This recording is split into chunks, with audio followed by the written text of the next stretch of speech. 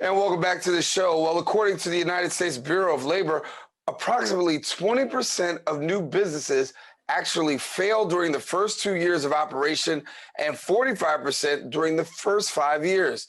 Now, starting and getting your business off the ground, especially for entrepreneurial and independently minded owners, is a tremendous challenge at any time, especially during a worldwide pandemic. Entrepreneurs, as well as small business owners, must invest their money wisely and consider all manners of budgeting scenarios.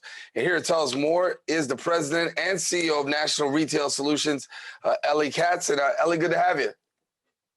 Daren, thank you for having me back. It's always great to see you. Well, great to see you too. Let's talk about this here.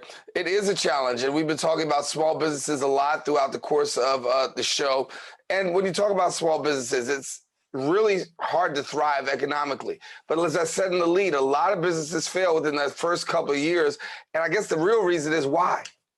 Listen, making money is hard, right? Everyone thinks it's easy to make money. But the reality is there's so many challenges, especially when you are a single operator or you own your own business, you're an entrepreneur. You know, you always look at these franchises and you wonder, why are so many of these franchises successful? Because they provide you the cookie cutter of here is what your expenses are. This is how you do this system. This is how you make this pizza. This is how you make, you know, and everything is basically trial and error from the company. And you assume that when they hand it to you, they know the package is already, the cake is already baked. But a lot of, you know, America is the backbone is independent and small businesses.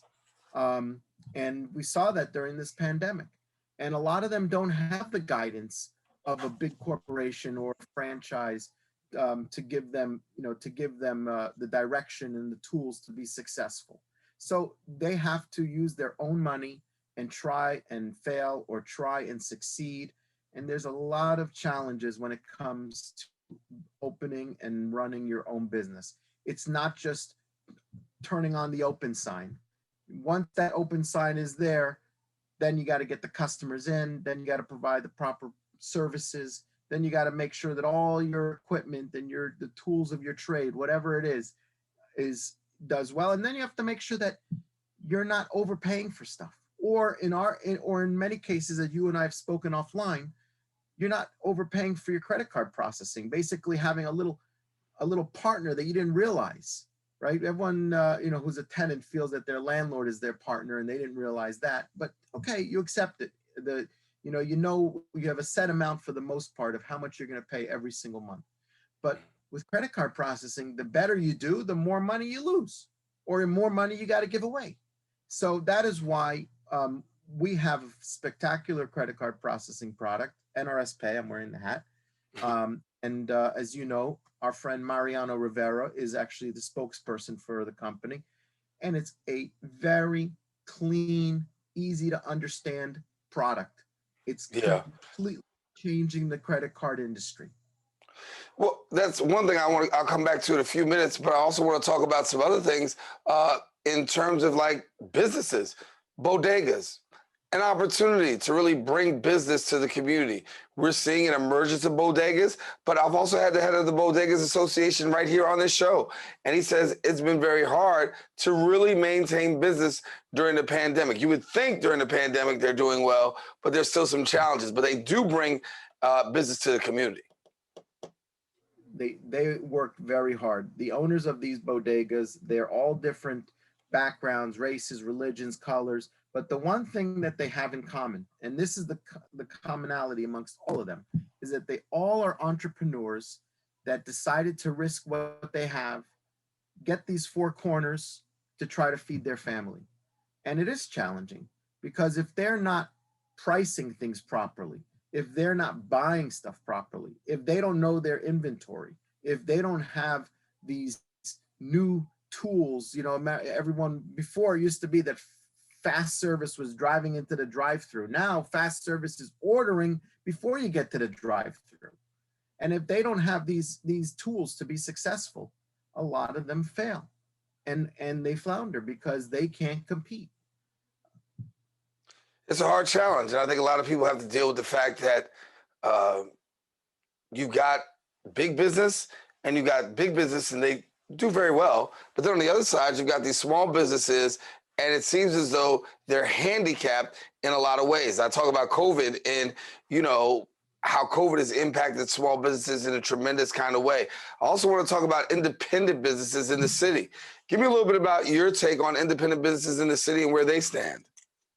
So I will tell you, and we have several thousand POS units. Our registers are deployed throughout the city, and these registers are helping these small independent bodegas, convenience stores, liquor stores, tobacco stores, you know, these corner groceries, not just compete, but level the playing field.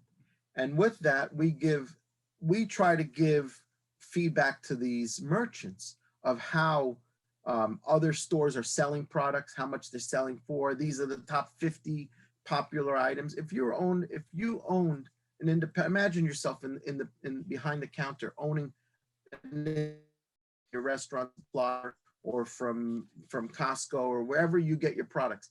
They don't tell you where to put it in the store so that it maximizes the eye level. They don't tell you how much to sell it for. They don't tell you, how many of them to put on the shelf. They have very little insight that's given and guidance that's given to them. And that's why our register and our network is so powerful and popular, because we try to give as much information back to these merchants so that they could thrive and run their business and compete. How these, you mentioned about the Bodega Association and having the owner or the head of the Bodega Association on the show. We've seen an increase in the amount of sales and the amount of customers that have gone through these stores during the pandemic. And it's been a significant increase throughout our entire network of stores. And we have over 15,000 stores now, coast to coast. We went in the beginning of last March from 34 million customers visiting these stores to last March, where we had 53 million customers visiting these stores. Now, granted, we had also an increased amount of units that we've been deploying over the year, but it shows you the trend. But one thing that has been so sad, and I'm sure the Bodega Association president mentioned this, something that's been so sad is because these bodegas are so convenient and they're so easy to run in, run out, not a lot of people, right? COVID, you don't want to be with the stores with a lot of people. Something that's been so sad, and I think I touched upon it when I was with you last time, is that not only has the sales gone up for some of these stores, crime has gone up for some of the stores, because the same concept of why it's so convenient to shop at these bodegas, because you can run out, has made it attractive to some of these bad guys, for the lack of a better word, to run in, run out, and do what they're doing. And as you know, National Retail Solutions, we're the only POS company that has a patent, a special panic alarm, that when you push the button to open up the drawer, if you're being held up, it opens the drawer and sends a silent alarm to the police department to dispatch the police at the same time. And that's going to be coming out in the next 30 days as well. Wow. Well, a lot to talk about. Unfortunately, we don't have all the time. We're out of time right now. But Elie, thank you for being with us here, sharing a little bit about businesses, Darren, and then also the work that you're doing.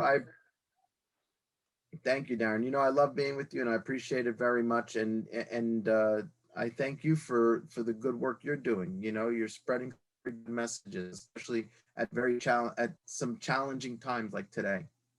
Thank you so and much, you're Elie. the best dressed host. I want to make that very clear to everybody. Right? Thanks a lot. I appreciate it. Try to represent the day. All right, listen, if you want more information, please visit the website at nrsplus.com.